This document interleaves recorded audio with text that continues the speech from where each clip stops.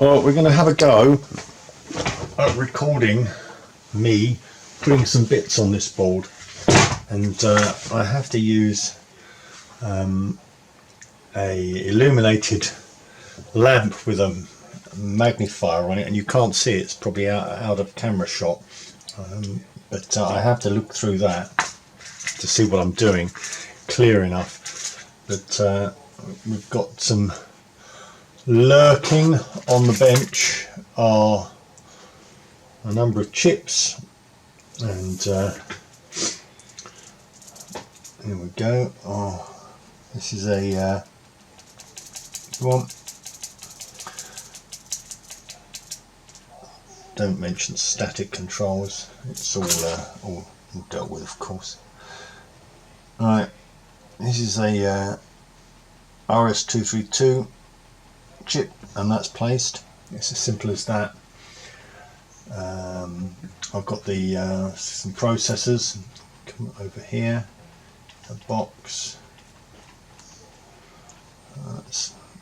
Now I've got to work out. There's a little notch, and the mark is on the top right over here. So this one, oh god, I can hear a cat crying. And that's going to go on there like that. Okay, I have to go and check on the cat.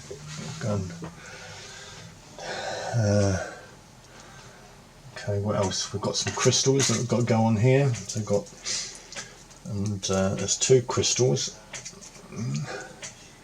1, 2. It may or may not be in screenshot. This board isn't perfectly pasted actually,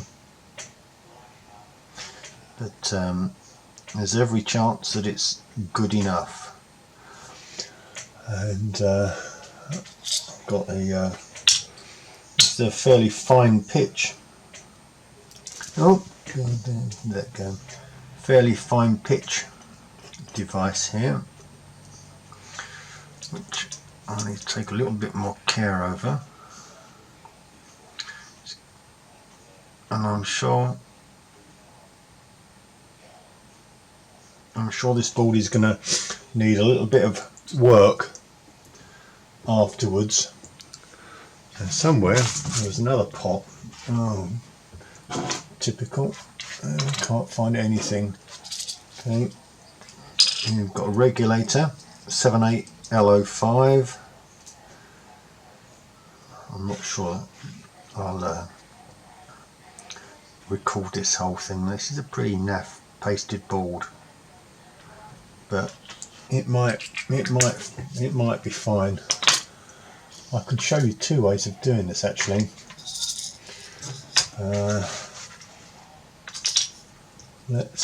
Where's some capacitors? I keep them in these little pots here, which I wonder whether you can see those. Oh my god, let's put that camera back there. Oh, okay. I keep them in these little pots, which are right. Well, let's follow up from the hand pasting of the printed circuit boards. This is the aftermath of the bench, and it's reasonably tidy. It may not look it, but it is comparative to how it has been. The little pots of components, and these assorting boxes of surface mount and passive components, and the result is simply down here. I don't know whether the zoom's going to handle it, but these are all the boards.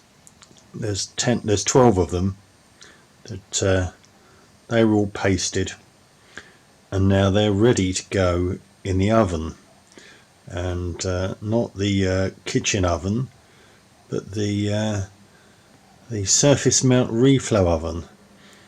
And let's see if I can't pause this and take you through. Right, well, this is going to be an exciting trip for everybody into the garage, and it is an absolute mess. So over, apart from the tool workshop, and there is the surface mount oven. It doesn't get used very often, and it's flipping cold out here, and that's not going to be very very good for getting it up to temperature. And oh look, it's got bits on it because we're in absolute chaos in here. However, I've had this quite a while. Don't really get it used much these days, but it was an effort to get it here. I had to, obviously, it's quite big and fairly heavy, and it wouldn't go through the garage doors. The garage doors are really old as the house, and we'd never opened them, so they are on some sort of roller system, and literally there's a great big metal thing that they slide on, and they're folding, and they weren't going to fold, so I literally had to take one section of the door off, and we had about half an inch to spare to get this machine in here. So what I'm going to do is, I'm not going to be able to pause this, I'll just have to clip the videos together. I'm going to just clear a bit off and plug it in and show you what's going on. Right, well, I've plugged it in, the cable's dangling here, and health and safety, well, we don't worry about that here.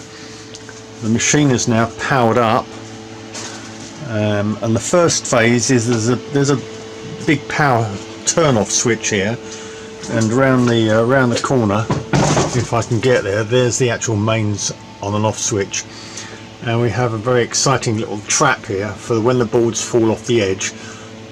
These bits of wood and cardboard box actually prevents the boards falling down into the abyss, which we'd never get to. Now, I can probably leave all this junk on top here without moving it. There is a fan down the middle, which is this does get hot, but it won't get hot enough to, well, maybe I'll move something. It doesn't get, the heat comes out the vent, or the bloody fumes do. So let's move a few bits off, and the on and off button, the real on and off button, is here, and these are all the controls for the machine. What we've got here is a temperature monitoring thing. I've never used it, and I think you basically plug in a thermocouple, thermocouple in there, and you can measure the temperature as it goes through the machine, like the PCB itself. I've never used that. Next thing along here is the conveyor speed, and you have to get that at the right rate. We've got 3 stages in this oven, which so there's a set of heaters, top and bottom, one here, and one here, and they're separately controlled, and they've each got their different temperature settings. So what we'll do, we'll hit this button. This will be exciting. It should work. I haven't turned it on for a while. There we go. And if all being well, is that moving? Oh yeah, it's moving. It moves very slowly, but it is moving.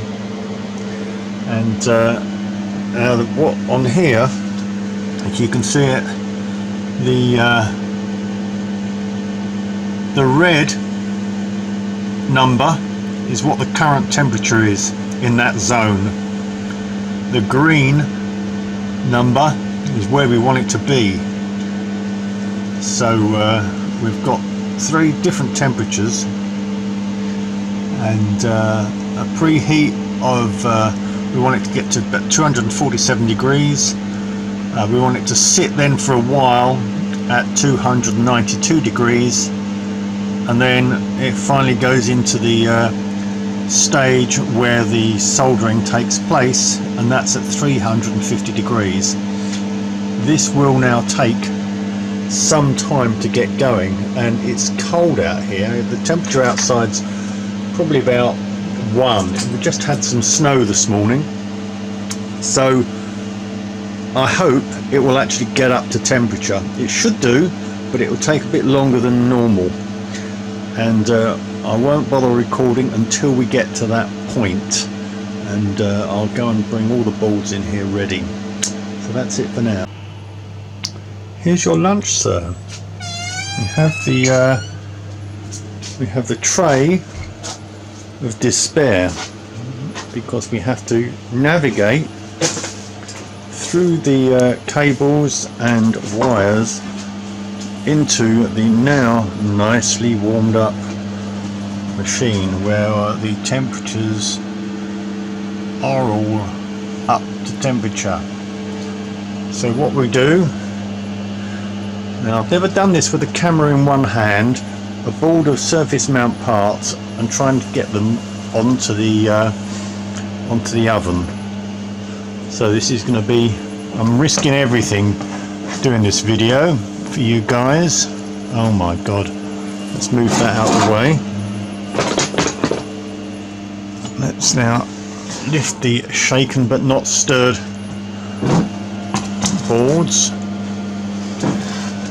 and we will just place them one at a time onto the tray, or from the tray onto the conveyor belt. This is clearly very well, this is not a very professional video in the slightest, but it's my best attempt, and I've actually got a phone call going on in the other room that they've kept me on hold. Just a minute, I need to go and put this on pause. Okay, back in the pit of despair. Well, I half got those boards on, didn't I? And they're going through. I've still got to put another couple in here, and so they're going on the conveyor, and they're going in nice and slowly. Now the other ones, they won't come out yet, but I'll tell you what is happening. The fumes are starting to build up in the garage. There is no ventilation, it just comes straight up here.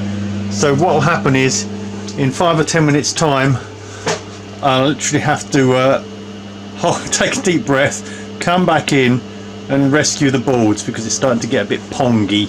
So with that, I'll leave it. Well, the excitement begins. Here we go. Oh, forget, I'll take breath.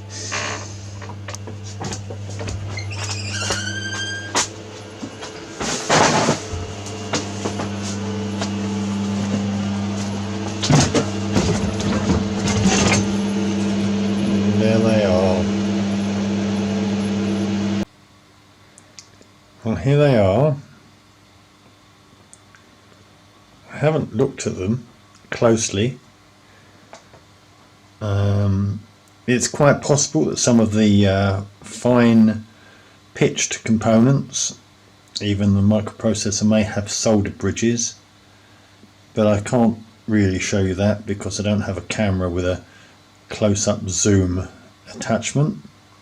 Of course, you could always subscribe to my channel and make me money. That would be nice. So here they are. Some of the finer pitch devices may have solder bridges. In fact, there may be solder bridges around any of the chips. It depends how well the paste was put down and how neatly I dropped the chips onto the paste.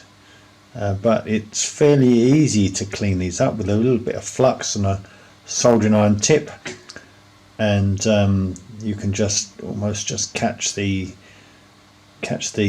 solder blobs away and clear any shorts, and then it's for the next stage where there's got to be some connectors added and a couple of LEDs, so we'll do that shortly.